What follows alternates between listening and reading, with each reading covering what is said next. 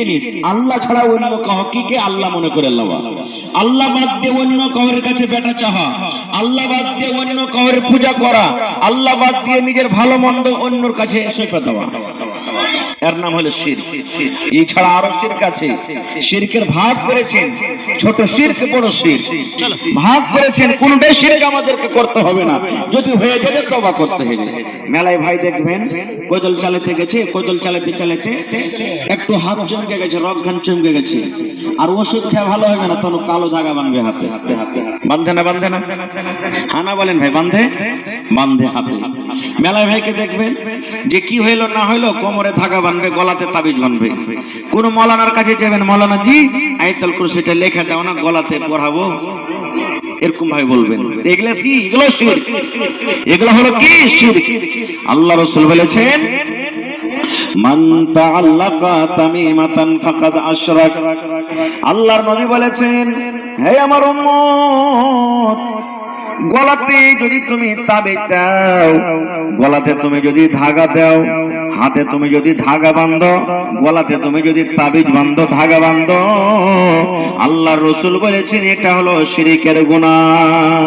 অন্য আর একটা আয়াতে আছে, মান তাআল্লাকা শাইয়ান উকিলা ইলাইহি।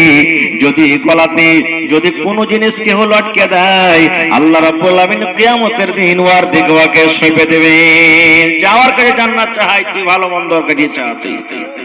এই সমস্ত গুনাহ পাপ থেকে আমাদেরকে বাঁচতে হবে ভাই। এই সমস্ত গুনাহ আমাদেরকে করতে হবে না। এটা হলো কি? শিরকের গুনাহ।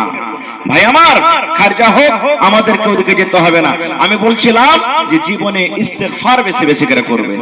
শয়তান যে আছে, শয়তান আল্লাহর সাথে ওয়াদা করেছে, আল্লাহ আমি একাই জাহান্নাম যাব না, ইবনে আদম, আদমের ছেলে পিলেকে আমি জাহান্নামের ভিতরে নিয়ে যাব না। আমরা কি? আল্লাহ তাআলা তখন বললেন, এই শয়তান ইবলিস শোন, তুই ডান দিক থেকে, বাম দিক থেকে, সামনে থেকে, আগা থেকে, পিছন থেকে তুই আমার বান্দা বান্দিরাকে তুই মহাকাবি। আমি আল্লাহ তাআলা তাদের জন্য তওবার দরবারে খুলে দিলাম।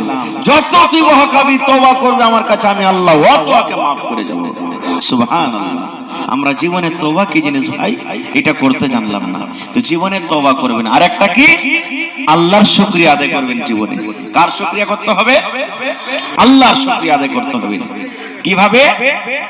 আপনার বাড়িতে বিহাই ফোন করে দিয়েছে, কেমন আছো জি ভাই? যদি আপনি মুসিবতে থাকেন বলবেন আলহামদুলিল্লাহ। কি বলবেন? আলহামদুলিল্লাহ। আপনার মেয়ে কলেজার টুকরা ফোন করেছে, আব্বা জি কেমন আছেন? আব্বা কেমন আছেন? আলহামদুলিল্লাহ। যদি আপনার মাথাতে